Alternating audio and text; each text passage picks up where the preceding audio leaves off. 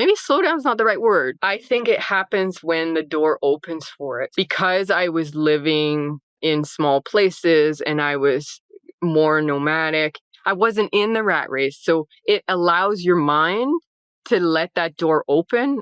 And it's amazing how natural it is. I think humans are made for that.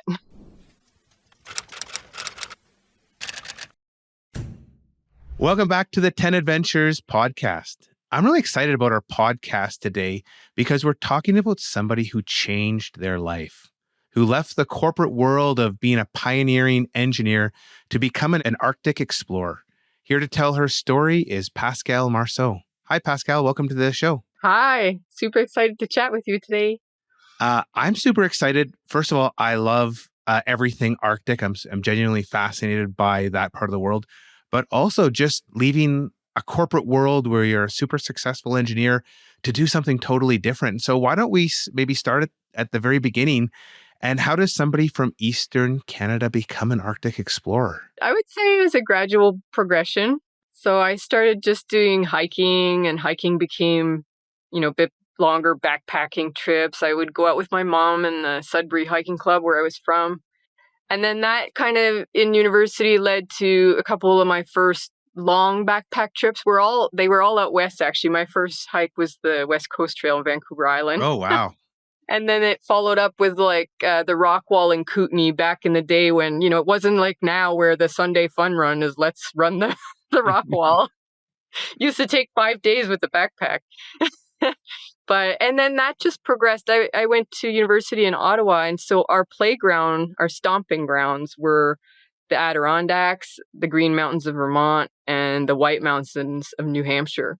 So that's where I really discovered the mountains, the snow, the ice. And we were weekend warriors. So we would always, and we didn't have a lot of money, so we would build quinzees. So we would sleep in snow caves every weekend when we go play in the snow like that. And it was more like a normal thing for me. It's what we did. We always were outside sleeping all weekend in the cold. And I fear that either that built my desire to be in the Arctic all the time, or it was always there and that's why I enjoyed doing that. I don't know which way around, but that really was what started the whole thing. And then had a history of adventure racing, which really brings out in people that resilience and the will to keep going no matter what's in front of you, no matter how tired you are, no matter what's going on. And again, those things all together led to first mountaineering and then more remote mountaineering projects. So we would tackle a lot of things that were off season. We would go do winter ascents, or we would go to places where seldom people would go climb. So there was no known route. You were doing the route finding yourself. And then those winter projects eventually led to going to the Arctic. So why the Arctic? I remember doing a project in grade 3 about polar bears. And I've always had this interest about the Canadian high Arctic. So I remember my mom was a teacher, and she came home one day with one of those old pull down maps, and it was a discarded map of Canada. And I remember rolling it out in the living room with my sister, and we were playing with our little hot rod cars, and we were exploring Canada. And then I remember being in the north and going how do we get there? You can't drive to the north. And so it has always been this curiosity and passion about knowing what is it like up there. And so finally, I think with all the skills of the annealing process of the winter camping and the prolonged remote exploration type projects, it just suited itself perfectly to launch into the Arctic. So with all this expertise, you were, by everyone from the outside view, this hugely successful engineer, and you stopped doing that to become an Arctic explorer. I wonder if you can kind of take me through that decision process, because I think there's so many people who think, when they're going into work on a cold Tuesday, why am I not exploring the world? Most people just think that, but you actually made that switch. So I'm interested to learn how you work through that. So the catalyst was kind of a really big milestone. So I was working for a renewable energy startup. So we were trying to be the first in the world to convert garbage into electricity using an alternative method. And everything worked. We developed many patents, built a facility in Ottawa, and it was processing a part of the city of Ottawa's trash and connecting to the hydro and supplying the city. So it was a major thing. We started as a little team of about 10, grew the company to over 200, raised about $400 million of private equity. So eventually, though, for a few snafus that could be a whole other podcast worth, the company lost investor confidence, and we ended up we went bankrupt. So we had to dismantle the plant and bring it back to greenfield like we had originally started. So I was there for 10 years, and that was my baby. I have no children. I dedicated my life to this technology. And that was a major hit in my life. So that's kind of the catalyst. It was a pivot point. I did a 180. Now, you work in the corporate world, 9 to 5, you have 3 weeks vacation a year. And so now here I was, I had time. So I decided I'm going to take the summer off because you never get time. And I'm going to go just places that I wouldn't go because you need more time. So I ended up going to Alaska, which, and incorporated a lot of activities in the Yukon. And then when the summer ended, I wasn't ready to go back for work. And so it wasn't an easy decision because, of course, there's stressors, right? I had a lot of my friends saying, you better start looking for jobs. Like everyone's starting to find something. There's going to be nothing left in our field. And my parents, I was 39. Even at 39, they were worrying about me. And they're like, you can't just keep doing this. You really got to get a job. And I was looking at my bank account going, what am I doing? I can't keep doing this. But I felt like I wasn't ready. So I decided to spend the fall increasing my skills for climbing. And so I ended up in Thailand and Vietnam and Nepal. And it was through all those encounters that I started running into people who were living really unconventional lives. So there they were, kiting in Thailand. And I'm like, how these people don't have to go back to work? And that's where I started. It kind of opened a seed in my mind. I had been in the very classical pattern of, you graduate, you get your first job, you buy your first home, you have a car, you get married, all those things, and then you work. But now these people were finding ways to work part-time and it sparked something in me. So when I came back at the end around Christmas, I realized I'm going to try to get contracts. So I launched into the consulting world, and that allowed me to choose how much I could live with. So the big change was that now what I had to give up was stability. So I sold everything, car, house, everything I own. And I continued to live on the path of like, all I had was a couple duffel bags of all my gear. And I had to accept that I wasn't going to have a paycheck every 2 weeks and find ways to live more frugally, live simply. But to me, I feel like I live a much richer life. I live very freely now, and it allows me to do bigger, longer projects. And then when I have to work, I work again, but I can choose that. So it was a mix. It was finding a job that allowed me flexibility in my work hours, but also modifying my life to need less. And so I live by the motto of you just need enough. So small things, small problems, big things, big problems. So I know people who have kind of done something similar. And the hard part is they're always stressed about the next contract. And so, they'll work and then they can kind of never let go. They can never go do big trips because the work kind of ends up dominating them. And so even though they have, they own their own company and they're just doing consulting, kind of the search for work allows them to never switch off. How did you manage that? Because the way you describe it, it sounds perfect. But I know even a lot of people who try and do it, they can't take that step and just be like, yeah, I'm not going to do any work for 4 months. I'm going to go do an expedition. When I come back, I'll find something. And if I don't find something, c'est la vie. I'll just, it'll come when it comes. But did they do the step of downsizing and accepting? I mean, I live in a cabin that has no running water. It's heated with a wood stove. It's really small. It's 16 by 16.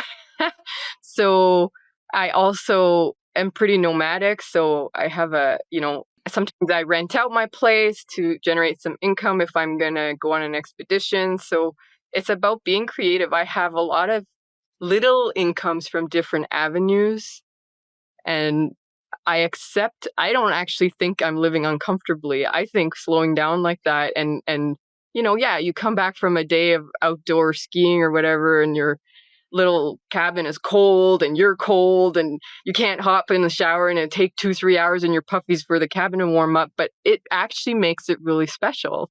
Or, Mm. your coffee in the morning, it's not fast. You gotta everything just takes longer, but it makes you appreciate things. I think with that comes slowing down as well. And I think that's what's hard. It took me a while. For almost 3-4 years, I had this lump in my throat that I was just like, I should be going back to a career. I should be going back to a career. Like, I'm not putting any money in my retirement savings anymore. Like, it's like there's this stress that you should go back to the conventional way. But over time, it's been 10 years now. Over time, I've grown to just trust in your decisions. And so far, so good. So the topic of slowing down, I know that's, again, lots of people are talking about slowing down. I'm reading a book about slowing down. You said it took you a few years to kind of go with the flow and start slowing down. Was there like a specific thing that helped you make the decision of, oh yeah, I am going to go slower? Because especially for someone who's really, successful in, what they've done, there's always this pressure. I can do all this. Why not go and do more? I think it happens when the door opens for it. So basically, because I was living in small places and I was more nomadic, you were forced to, I wasn't in the rat race. So it allows your mind to let that door open. And it's amazing how natural it is. I think humans are made for that. But we don't allow it. We don't allow it to enter. But once it's like has a little crack and it's there, you feel it and it feels good.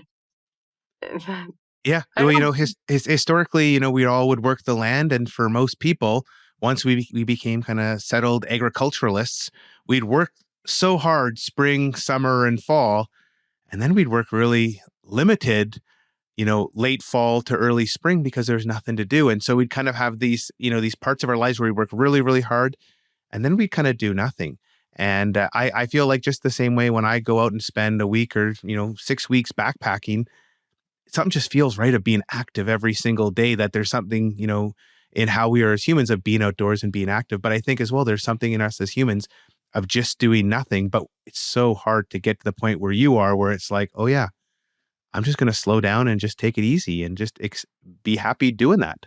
maybe slow down is not the right word. So maybe, because I'm busy. I'm busy every minute, but it's on things I want to be on. They're on things that are in nature. They're on things that are incredibly passionate, that I'm passionate about. It's things that are initiated by my dreams, let's say. So I think that's the difference. It's not like I'm just reading books all day and sipping coffee.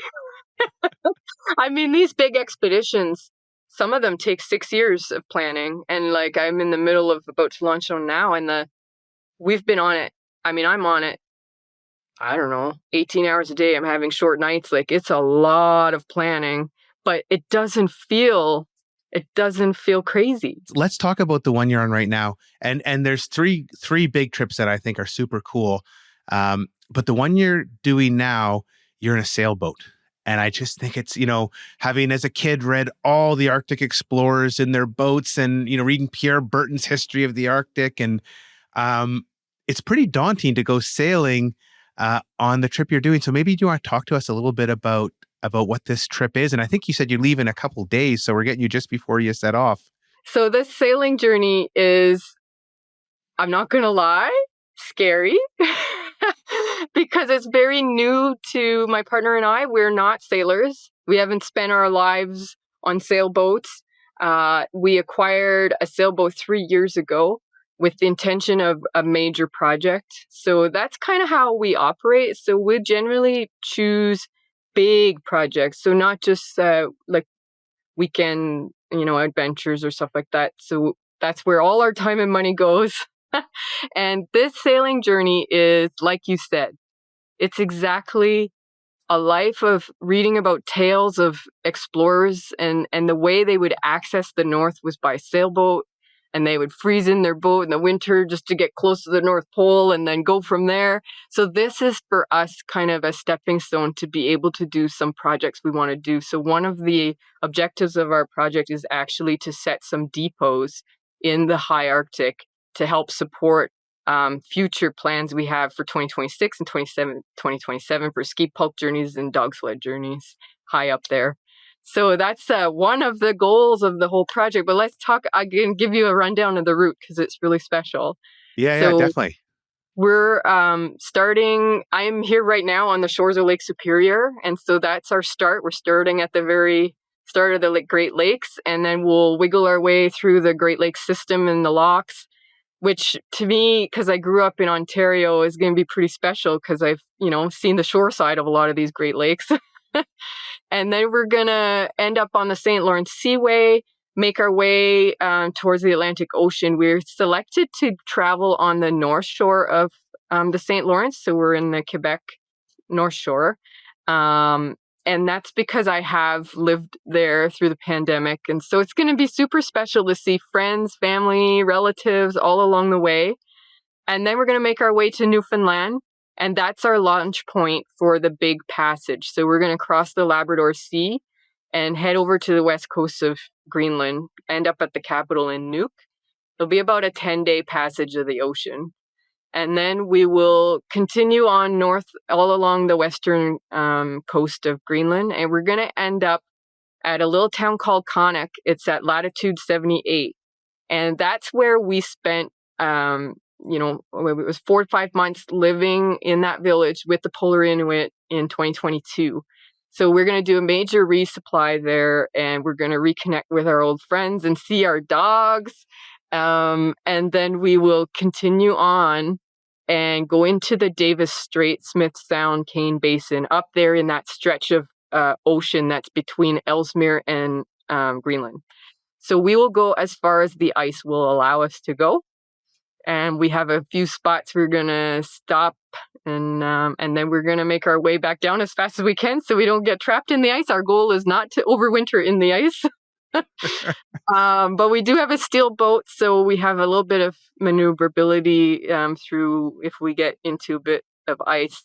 And then we're going to just kind of boogie down that west coast to a safe harbor where the boat can overwinter. And then we're gonna see if we like sailing. And then if we like sailing, I have an endless list of dreams and ideas for projects. So we have a few things up our sleeve if we choose to continue and discover that that method of travel and discovering remote lands is something that feeds our passion. That just sounds incredible. I have so many questions. I guess the first question is, like, how are the seas in that part of the world? Like, I know there are areas around Antarctica are famous for enormous swells, but is it a situation where you're going to have to deal with more extreme ocean conditions as you go farther north, or is it maybe kind of mitigated because of all the ice? It kind of reduces like these, 60-foot waves and stuff like that. No, the Labrador Sea is pretty big. It is, I wouldn't say it's not like in Antarctica when you're doing some of those, the tips of land and stuff, but it's going to be big. We're going to have 2 experienced sailors with us for that part for sure. I mean, we have a rotating crew through the project because, we are novices. We're not crazy. We're going to be teaming up with good friends who've sailed their whole lives. But it's some rough sea. And the thing is, there's the ocean currents kind of, iceberg alley, going right through it. So. And then as well, I remember reading a book. Oh, geez, this was been 20 years ago. It was written in the 50s or 60s. It was a guy, I think it was a Kiwi, who sailed around the world.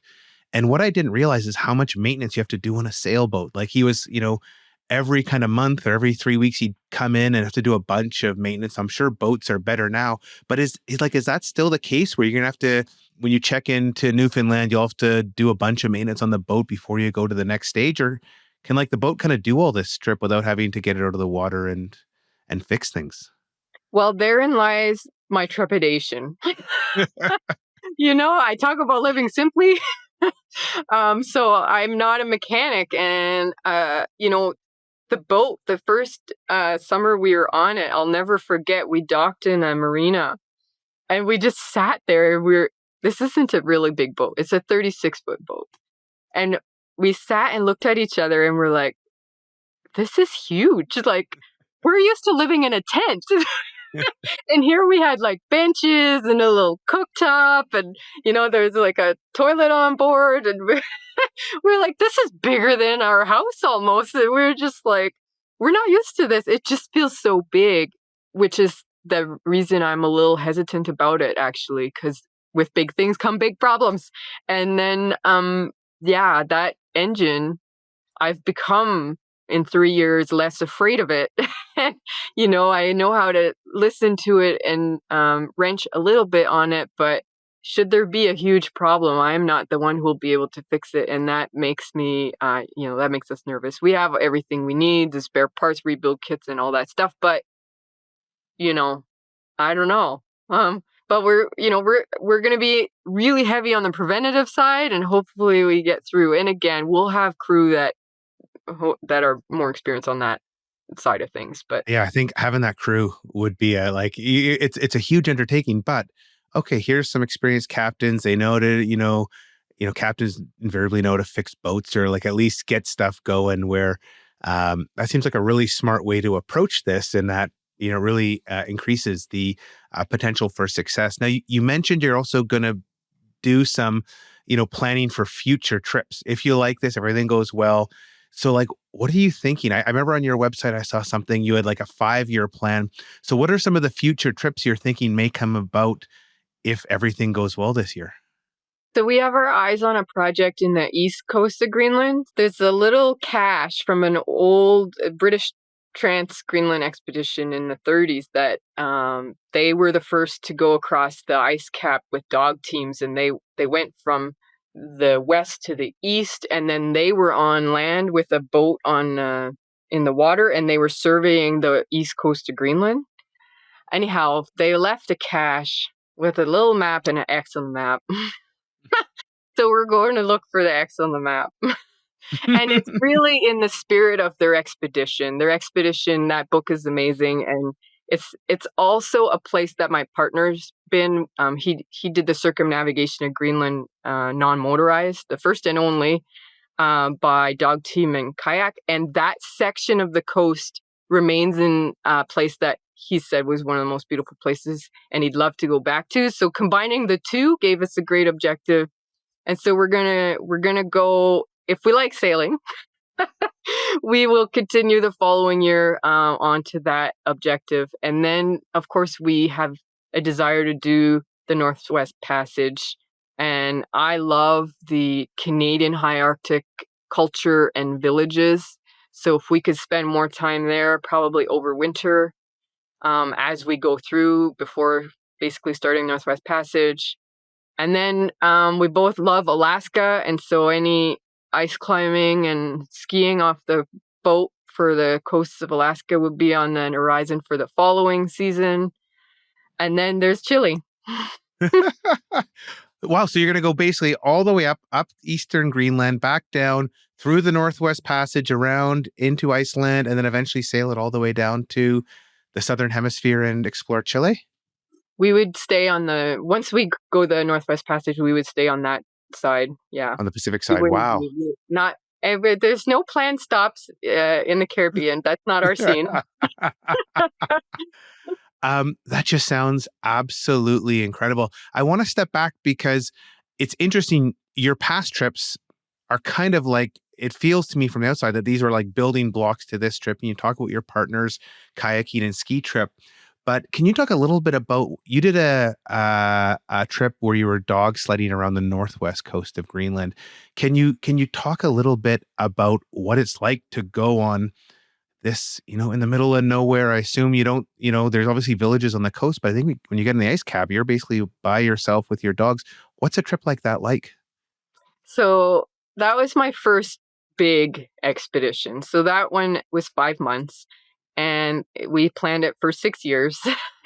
Now, of course, the pandemic extended that delay, but we arrived in polar night, which was also a really magical thing for me. I mean, I'd been in the Yukon and Alaska in January, so, of course, the days are short, but it's nothing like when you're at those 78-degree latitudes. You're really only, 12 degrees from the North Pole. So they have night starting mid-October, and the sun doesn't come back until February 17th. So when we arrive in January, and that is an incredible experience. You just see how your body reacts and its normal rhythms. It's really fascinating to experience that. And then one of my biggest surprises was how much you notice the moon. In here, in normal, seasons that we have here, when there's a full moon, but when you're in polar night, you live by the rhythm of the moon. You know exactly what it's doing. It's playing on the tides. You hear it, you feel it, and it's really it is the light.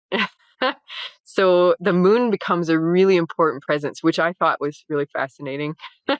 But then, so our goal is we arrived there, and the first step was to find accommodations. It's not like there's Airbnbs there. So we had to we had 2 abandoned homes as a choice. One of them had no power and the other one had no heat.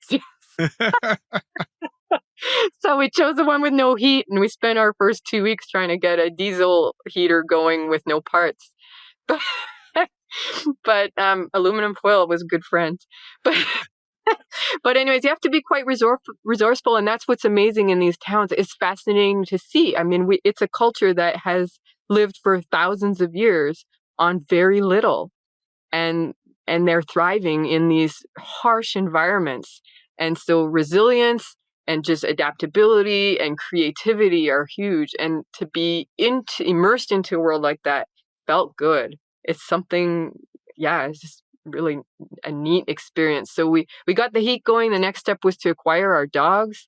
So culturally, that village is the one that has preserved their Inuit culture the most of all the northern polar Inuit villages. So they still run dogs. They have snowmobiles now, but they don't use them as much as in other villages.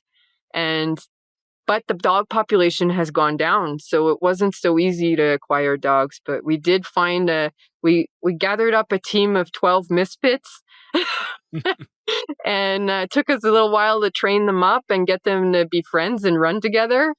And so we would do short runs, and then those grew longer, and then eventually we could do an overnight, and then we ended up doing like 2-3 day trips. And then we felt like our dog team was ready to go do our big trip, which was to go even further north, get onto the ice cap, and then get into position where my partner was actually going to drop me off with the 2 teammates, and we were going to ski across the Arctic Ocean into Ellesmere Island. Oh, wow. So that was the project. Now, we didn't make it. And it wasn't because, so we didn't make it for reasons of climate change, but it was on the Greenland side. So the water that they usually travel on to get to these these are traditional routes that the polar Inuit have used to travel around, all the way to Alaska from Greenland. But the sea ice isn't frozen at the foot of these glaciers anymore. So we had to use different alternative methods to get onto the ice cap, which ended up being really rough. It was a low ice year.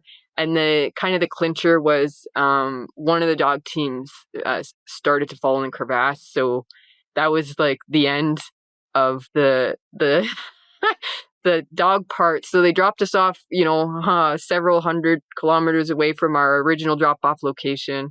And we had to turn around. We just couldn't, we didn't have the food supplies to do that much longer. So we spent some time on the ice cap, but we didn't get to go to the crossing.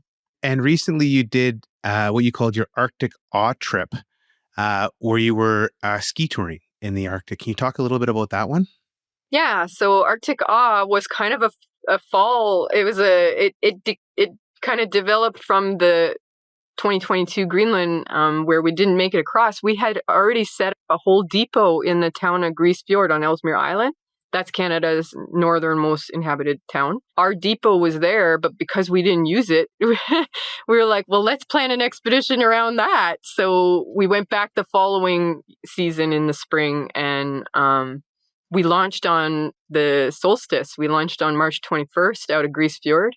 And we skied across a sound, and then we did the circumnavigation of Devon Island, and then on the sea ice, and then we cut over its ice cap and went back to Grise Fiord. So it was a 7-week, 49-day ski pulk journey, so completely self-supported. We left the village with all our food and fuel that we would need for the 7 weeks, and then we traveled on the sea ice, and this expedition certainly annealed me for many, many things in the future. It was laced with challenges. We had one thing after another. You name it, it happened to us. We had incredible polar bear encounters, scary polar bear encounters, and my partner fell through the sea ice, which is a Arctic explorer's biggest nightmare. So when we had a food snafu, we ran out of food, we starved. Yeah.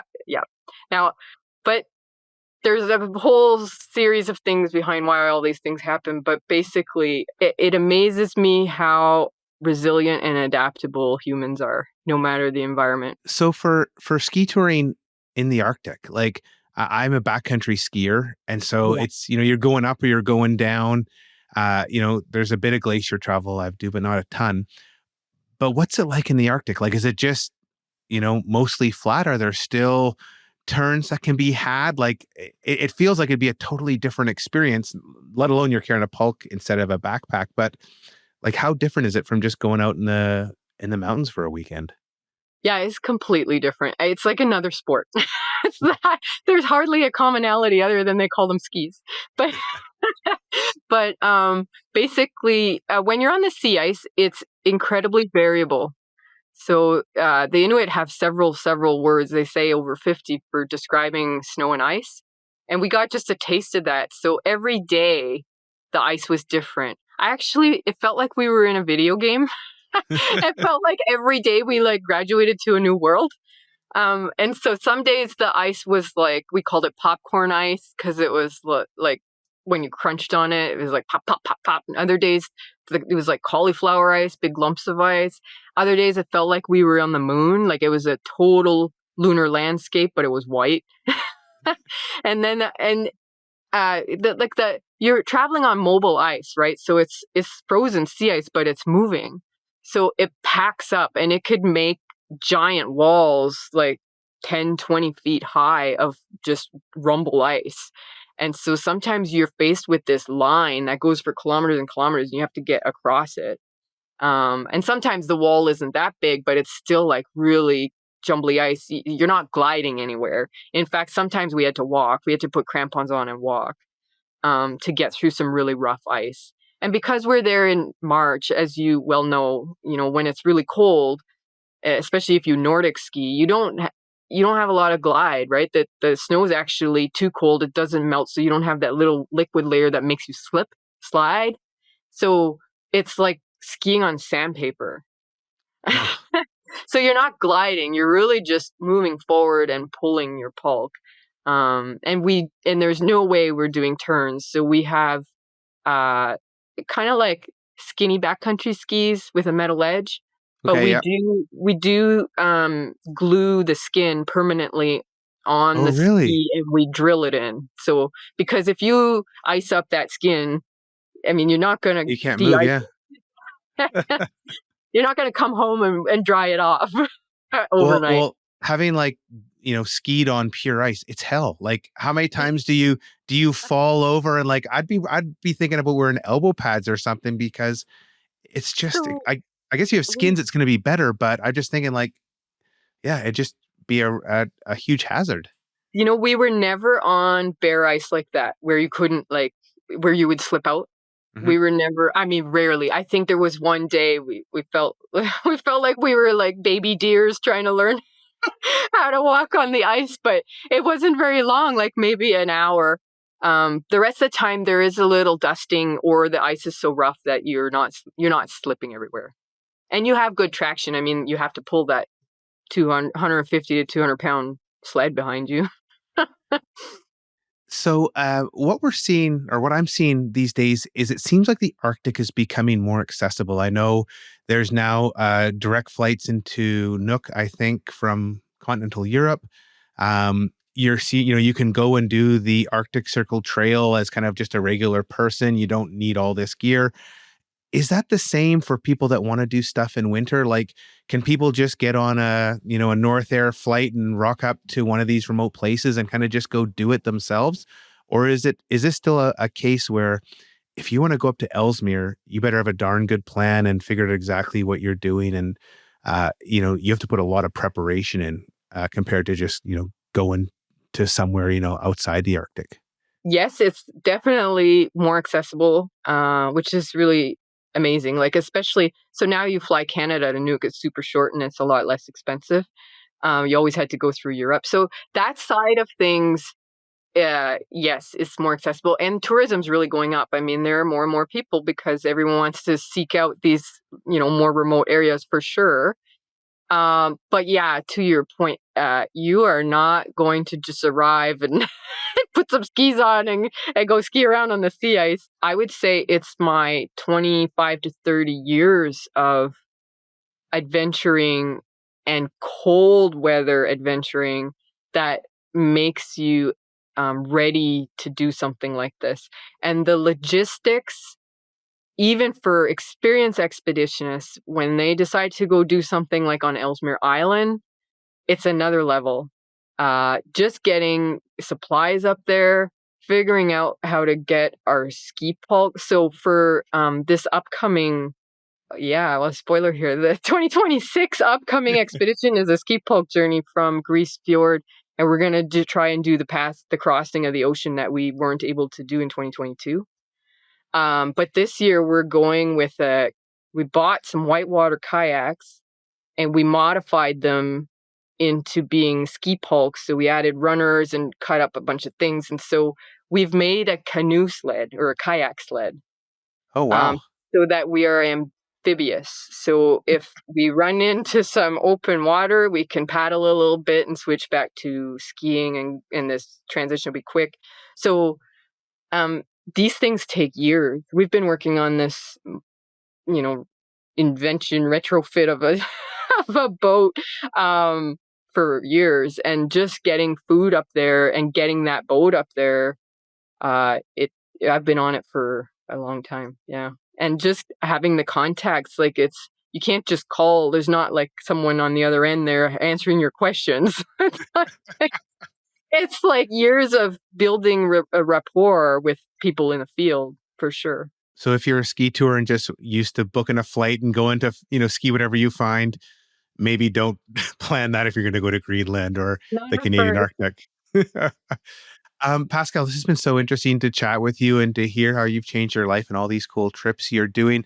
Thank you for so much for coming on the show today. Thank you. It's been a pleasure. And if people want to follow along, where can they find you? Website or social media? So all of it. I'm pretty inactive when I'm not on an expedition, but when we start, I usually ramp up on the socials. So I have a website. It's my name, pascalemarceau.com. And Instagram, it's my name again, Facebook as well. So we use Instagram, Facebook. We'll post on YouTube as well. You can go on my channel. So all of them. And because we're about to launch for this sailing journey, uh, you know, I should be posting right now because a lot's been happening. I just haven't had a minute, but we'll start getting active on the social any day, hopefully today. We did a huge sail. It's a major milestone. I'm excited. I want to share about it. But we actually brought the boat from where it was stored on the hard to the marina on Monday. It was a 14-hour sail. We started and it was minus 12 degrees. Ouch. And our deck lines were frozen and there was spray, freezing on the deck. But And so yeah, we sailed Lake Superior in March. Wow. But the boat is here and we're ready to go. So stay tuned. We're going to get active on the social soon. Wicked. I didn't realize you had a YouTube channel, so I'm definitely going to check out some of these videos because I'm just fascinated by the Arctic landscapes. So I'll put links to all this in the show notes so you can check it out as well. And with that, thanks for listening to this episode of the 10 Adventures podcast. We'll be back next week with more exciting adventures from all over the world. Thank you very much. Bye-bye.